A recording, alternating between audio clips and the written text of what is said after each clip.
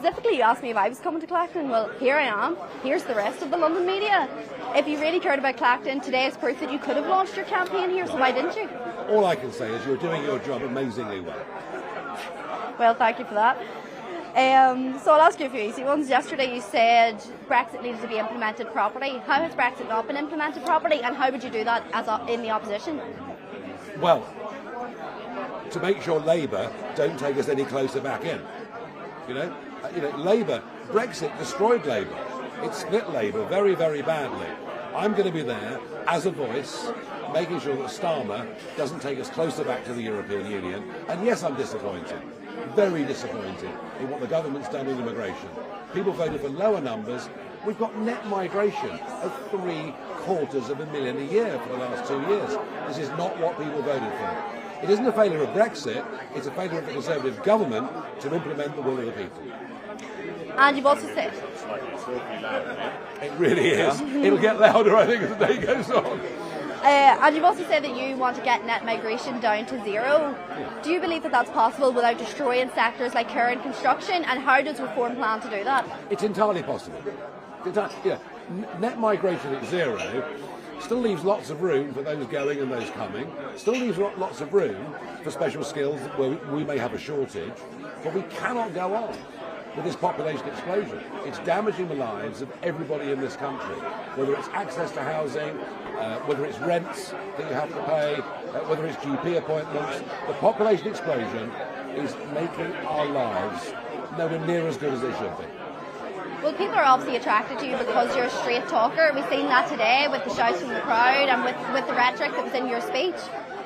It's not very straight talking to put all of the country's problems down to migration. You can see that problems in housing, problems in the job market are caused by other things. Of course there are other problems, but what I'm saying is the population explosion is the biggest impact on the lives of most people in this country, and the other parties don't want to talk about it because they're the ones that have done it to us.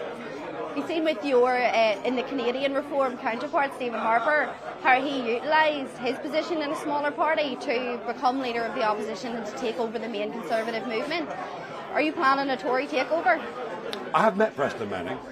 I met him a few years ago, and I thought, what a good model. If we could do that, that'd be terrific. If we could do that, there would be a genuine voice of opposition to Labour. As it is, the Conservative Party on its own will spend more time fighting each other than it will fighting Labour. So say it comes to the next election and the Tories are as decimated as they're set out to be, would you go into an alliance with the Tories in the opposition? You're asking me, what am I going to have for lunch in a year's time? I've no idea. I would not have thought there was any possibility of working with the current Conservative Party. Frankly, it's just not fit for purpose. And so, as I mentioned a wee bit, we've seen you enjoy turning the question back on the interviewers. We've seen it a lot yesterday. I don't know how much it's went on today. I imagine it won't be the last time it happens to me.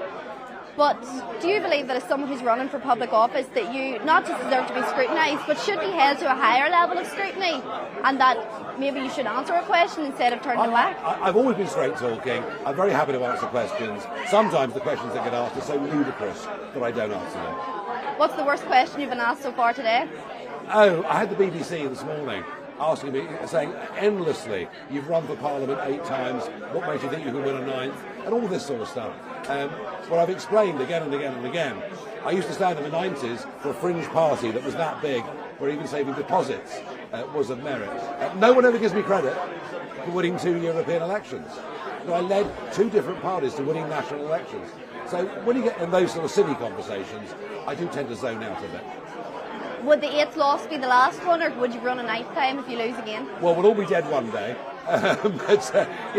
Look, I'm going to run hard to the line to July the 4th. I believe I can win. I'm not cocky about it, but I believe I can win. If I do, great. If I don't, we'll see. Why do you want to be an MP? Because I think we're at a moment where the centre-right voice in Britain has no leadership whatsoever. Maybe I can provide that. I think that's for everything. Thank you so much. All right, very good. Right. We are nearing the end of our journey. And she was here. She said she would be. Good memory, thank you. There's plenty of those. Thank you. Good interview. Definitely really happy. Oh, they're good. Is it your byline? It's not, it's Harry's byline. Of course it's Harry's.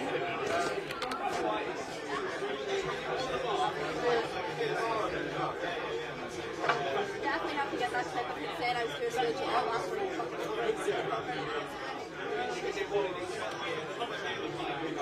Oh yeah. Should have been so nice.